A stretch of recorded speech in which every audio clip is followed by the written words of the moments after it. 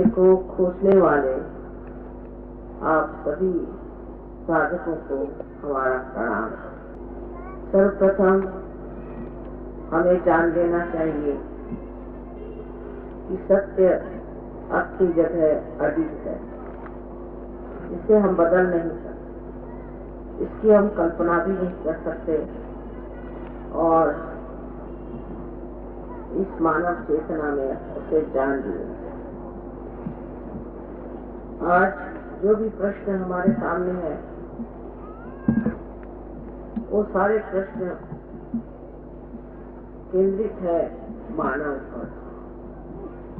मनुष्य ने ही अपने प्रश्न खड़े किए और अपनी खिलाफत में वो खड़ा हुआ। अंधकार में, अज्ञान में मनुष्य देख नहीं पाता और इसी कारण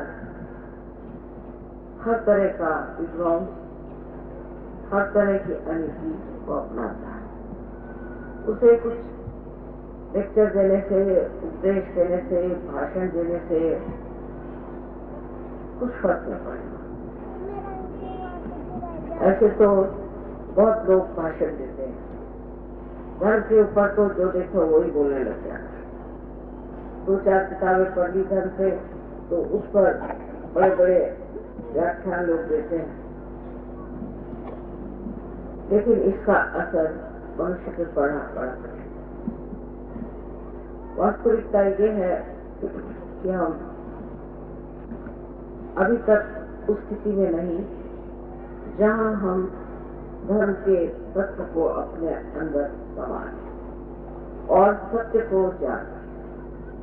वो तत्व हमारे अंदर जागरूक होना चाहिए और वो तत्व ही आत्मा के रूप में हमारे हृदय में वास करता है और देखता है कि हम क्या करते हैं। हमारी पूरी गतिविधियों की तरफ उसका ध्यान है और सोचता कि किस तरह से इस मानव के अकल आई, लेकिन वो हमारे चित्त में नहीं, इसीलिए वो हमारे जीवन में नहीं। उसे चित्त में लाने का एक ही मार्ग बनाया हुआ परमात्मा ने कि आपका संबंध उससे घटित हो जाए और वही घटना जो है वो सहज योग से ही प्राप्त हो सकती है। सहज का मतलब आप जानते हैं कि स हमारे आपके साथ और ज हमारे जन्मा हुआ, ये योग का अधिकार आप सबको है। सत्य जो मैं आपसे कहने वाली हूँ उसको जरूरी है कि आप अंधश्रद्धा में माने, पर इसका पड़ताला लें, इसका प्रमाण मिलने पर तो आपको ईमानदारी से इसमें विश्वास करना चाहिए, क्योंकि इसी में आपकी भी भलाई है, इस देश की भलाई है और सारे संसार की भलाई है। इसके बगैर ये संसार न जाने किस नर्क में जाके पड़ने वाला है। सत्य ये है कि आप शरीर, बुद्धि, मन, अहंकार आदि उपाधि में, यहाँ तक कि आप जिस धर्म को मानते हैं वो भी आप में समाया हुआ नहीं। आप एक शुद्ध आत्मा है। उस स्थिति में न पहुंचने के कारण ही आप अंधकार में और अज्ञान में। और दूसरा सत्य ये भी है कि चारों तरफ हमारे परमात्मा की प्रेम की सृष्टि है, ब्रह्म चैतन्य चारों तरफ। देखिए, आपके आकाश में देखिए कितना प्रकाश हो रहा है। ये सारा प्रकाश उस ब्रह्म चैतन्य का, जो सारा कार्य, जितना भी जीवित कार्य है, उसे हर समय, हर घड़ी, हर पल कर रहा है। उसे हम समझ नहीं पाते। ये फूल लगे हुए आप देख रहे हैं, यहाँ की हरियाणा की जो हरियाली है, इसे आप देखते हैं। खेती में जो जो कार्य हो रहा है उसे आप देखते हैं, पर कभी सोचते भी नहीं कि कितना बड़ा चमत्कार है कि हम बीज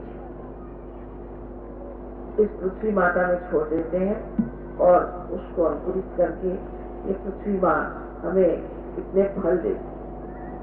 इस पर हम विचार भी नहीं करते कि ये शक्ति कौन सी। कहते हैं कि हम अमीबा से इंसान बने, तो कौन सी शक्ति ने हमें अमीबा से इंसान बनाया? ये सारे कार्य कौन करता है? हर पेड़ की अपनी एक सीमित बाढ़ होती है। जैसे कि समझ लीजिए एक आम का पेड़, वो एक हद तक ही बढ़ेगा, या तक एक गुलाब का पौधा होगा, वो भी एक हद तक बढ़ेगा। मनुष्य भी एक हद तक ही बढ़ता है। ये कौन सीमित करता है? ये कौन चलाता है? हमारा हृदय का स्पंदन, इसे हम अनाहत है। अनाहत का मतलब है कि जब दो चीजें एक दूसरे से टकराती हैं तब आवाज होना, वो तो हद हुआ। लेकिन बगैर ऐसे जो आवाज हमारे हृदय में आती है, ये कहाँ से आती है? डॉक्टरों को भी इसका कोई भी उत्तर नहीं, और वो ईमानदारी के साथ कह देते हैं कि साहब हम इसके मामले में कुछ जानते नहीं, और हम पैरासिम्पैथेटिक नर्वस सिस्टम जो है उसके बारे में भी कुछ नहीं जानते।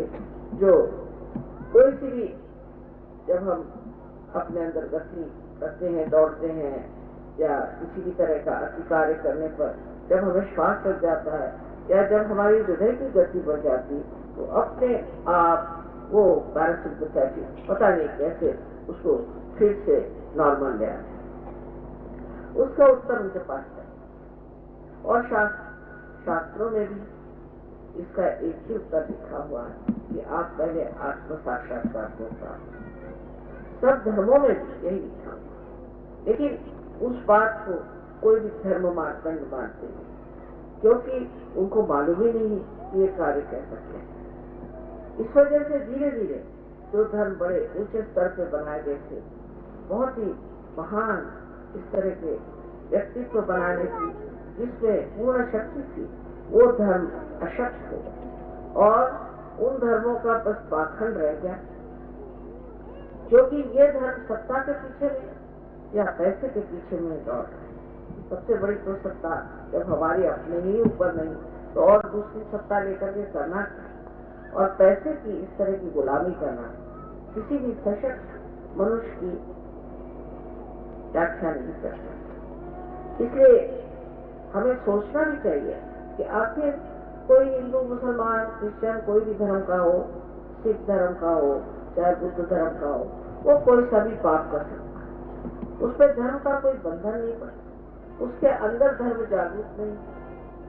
तो फिर क्या वजह है कि हम लोग इतने धर्म के पीछे हम पागल हो रहे हैं, धर्म की हम बातें करते हैं, लेकिन क्या वजह है कि हमारे अंदर ये धर्म निकलते?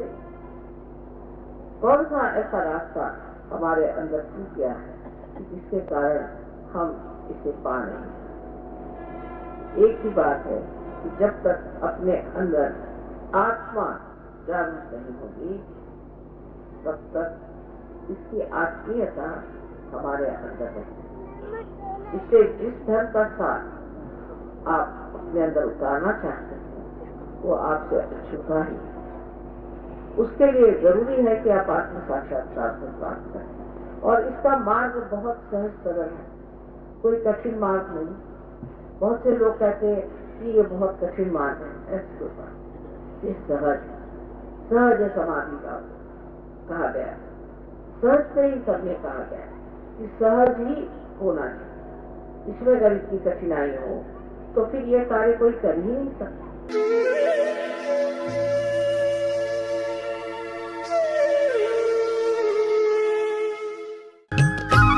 सब्सक्राइब कीजिए कुंडलनी जागरण को और प्रेस कीजिए बेल आइकन को, जिससे कि आपको मिल सके हमारी लेटेस्ट वीडियो सबसे पहले।